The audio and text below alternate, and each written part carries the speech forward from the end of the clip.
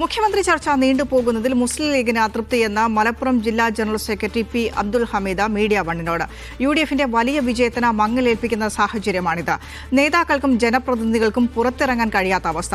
വിജയിച്ച സ്ഥാനാർത്ഥികളുടെ പരിപാടികൾ വരെ മാറ്റിവെക്കേണ്ടി വരുന്നു. പാർട്ടി പ്രവർത്തകർ നിരാശയിലാണെന്നും എത്രയും പെട്ടെന്ന് തീരുമാനമെടുക്കണമെന്നും പി അബ്ദുൽ ഹമീദ് പറഞ്ഞു. അതിൽ അസംതൃപ്തിയുണ്ട്, ഇല്ലാന്ന് പറഞ്ഞുകൂടാ. തെരഞ്ഞെടുക്കപ്പെട്ട നിയമസഭാ സാമാജികന്മാരുടെ സ്വീകരണ പരിപാടികളിൽ അത് പ്രകടമായിട്ട് കാണുന്നുണ്ട്. സ്വീകരണ പരിപാടികൾ മാറ്റിവെച്ചിട്ടുണ്ടോ? മാറ്റിവെച്ചിട്ടില്ല, മാറ്റിവെക്കേണ്ട ഒരു സ്ഥിതിവിശേഷം വരെ ഉണ്ടായിട്ടുണ്ട്. ആൾക്കാർ നിരാശരാണ്, പാർട്ടി പ്രവർത്തകന്മാർ. ഇതിനാണോ ഞങ്ങളെ കൊണ്ട് നിങ്ങൾ വോട്ട് ചെയ്യിപ്പിച്ചത് എന്ന് ചോദിക്കുന്ന സഹോദരിമാരുണ്ട്. ആ വിജയത്തിന്റെ ആ ഒരു ശോഭ വിജയത്തിന് മങ്ങലേൽപ്പിക്കുന്ന തരത്തിലുള്ള ഒരു പ്രകടനമാണ് ഇപ്പോൾ നമ്മൾ കണ്ടത്. അപ്പോൾ അതുകൊണ്ട് എത്രയും വേഗത്തിൽ ഇതിനൊരു പര്യവസാനം വേണമെന്നാണ് പാർട്ടി ആഗ്രഹിക്കുന്നത്. ജംഷീർ കൊടിഞ്ഞു വിശദാംശങ്ങളുമായി ചേരുന്നുണ്ട്. ജംഷീർ, ഒരു അതൃപ്തിയുടെ സ്വരമാണല്ലോ പി അബ്ദുൽ ഹമീദിൽ നിന്ന് കേൾക്കുന്നത്. എന്താണ് അദ്ദേഹം പറഞ്ഞു വെക്കുന്നത്?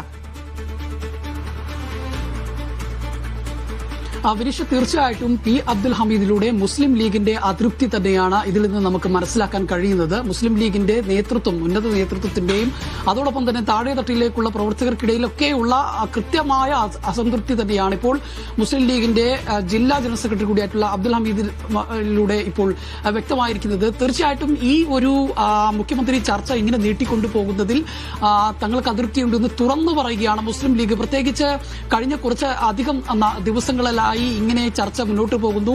ജനങ്ങൾ, പ്രവർത്തകർ ഉൾപ്പെടെയുള്ളവർ തെരുവിലേക്ക് ഇറങ്ങുന്ന ഒരു സാഹചര്യം ഉണ്ടാകുന്നു.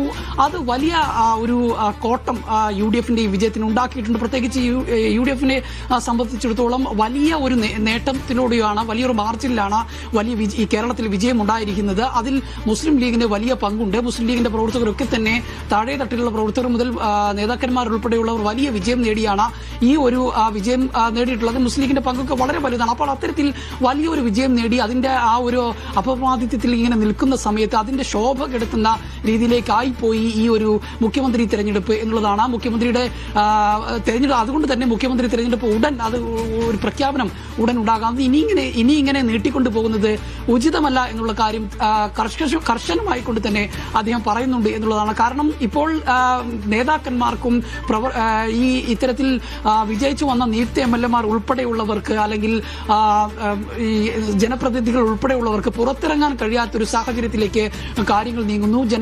ജനങ്ങൾ ചോദിക്കുകയാണ്, എന്താണ് സാഹചര്യം, എന്തുകൊണ്ട് ഇങ്ങനെ നീണ്ടുപോകുന്നു എന്ന് ചോദിക്കുന്നു. ആരാകും മുഖ്യമന്ത്രി എന്ന് ചോദിക്കുന്നു. അതിനൊന്നും കൃത്യമായ തരത്തിലുള്ള ഒരു മറുപടി പറയാൻ നേതൃത്വത്തിൽ കഴിയാത്ത ഒരു സാഹചര്യമുണ്ട്. വലിയ മാർജിനിൽ വലിയ വിജയം നേടിയിട്ടും ആ വിജയം ഒന്ന് കൃത്യമായി ആഘോഷിക്കാൻ പോലും കഴിയാത്തൊരു സാഹചര്യത്തിലേക്ക് കാര്യങ്ങൾ നീങ്ങുന്നു. അതുകൊണ്ട് തന്നെ ഇത് ഇങ്ങനെ ഇനി നീട്ടിക്കൊണ്ടുപോകാൻ കഴിയില്ല എന്ന് കൃത്യമായി പറഞ്ഞു വെക്കുകയാണ് മുസ്ലിം ലീഗ്. മാത്രമല്ല, ഒരു സർക്കാർ രൂപീകരിക്കേണ്ട ഒരു സാഹചര്യമുണ്ട്. സർക്കാർ അടിയന്തരമായി ഇടപെടേണ്ട ഒരു സാഹചര്യമുണ്ട്. അപ്പോൾ ഇങ്ങനെ മുഖ്യമന്ത്രി ചർച്ച നീട്ടിക്കൊണ്ടു പോകുന്നത് അത് എല്ലാ നിലക്കും പ്രതികൂലമായി ബാധിക്കുമെന്നുള്ള ഒരു സാഹചര്യമാണ്. കേരളത്തിലെ ജനങ്ങളെ സംബന്ധിച്ചിടത്തോളം ഒരു പ്രതിബദ്ധതയുള്ള ജനങ്ങളാണ്.